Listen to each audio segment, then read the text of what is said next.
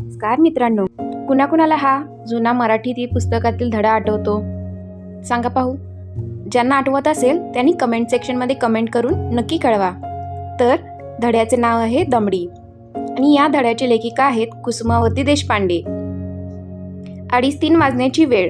बर्डीच्या बाजाराच्या कोपऱ्यावर एक सार्वजनिक नळ होता व त्याच्या पलीकडे एक चिंचेचे विस्तीर्ण झाड होते. त्याच्या खाली दमडी निजली होती. त्या झाडाच्या वाकड्या तिकड्या पसरलेल्या जीर्ण मुळ्यावर तिने डोके ठेवले होते. धुळीने धुरसर झालेल्या तिच्या झिपऱ्या कपाळावरून गालावर लोंबल्या होत्या. झाकल्या डोळ्यांच्या पापण्यांचे केस अजूनही दिसत नव्हते. गालांची तर नुसती हाडे दिसत होती. हडकुळ्या खांद्यावरून आलेल्या मळक्या चोळीची तिने जेमतेम गाठ मारली होती. कमरेला अर्धे मुर्दे विटके लंगोटे गुंडाळले होते आणि तिने त्याचा कसाबसा काचा खोसला होता.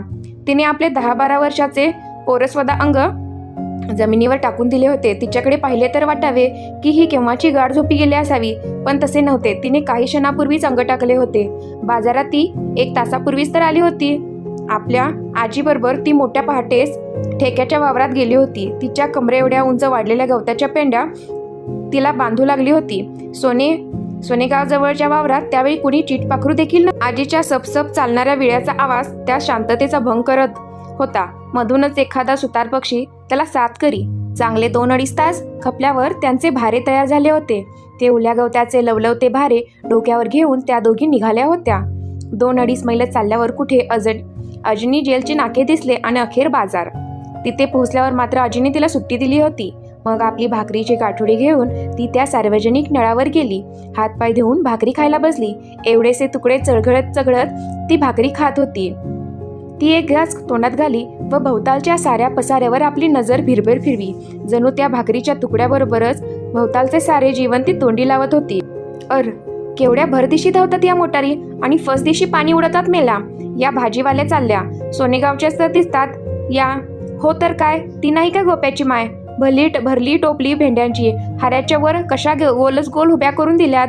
जसे काही शिपाईस त्या उडाण खुटल्याच्या तळापाशी नाही का उभे राहत, संगीनी घेऊन तशा. आणि त्या मोटारी अशा भारी अवघा रस्ता भरून टाकतात.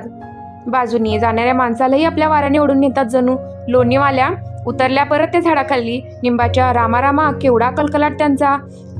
अडत्याशी झुंज घालतात जणू. आहा, काय न्यारा घमघमाट सुटलाय. तिने मागे वळून पाहिले. तिच्या पाठीशीच शेवभजीवाल्याची राहुटी होती. शेवेचा असा चरचरीत घाणा घातला होता त्याने. दमडीचा भाकरीचा घास हातातच राहिल्या. विस्पारलेल्या डोळ्यांनी त्या तेवढ्या अंतरावरून त्याच्या कढईकडे ती पाहत राहिली. कोणीतरी मुंडासेवाला बाबा आला. त्याने 2 पैसे दिले. का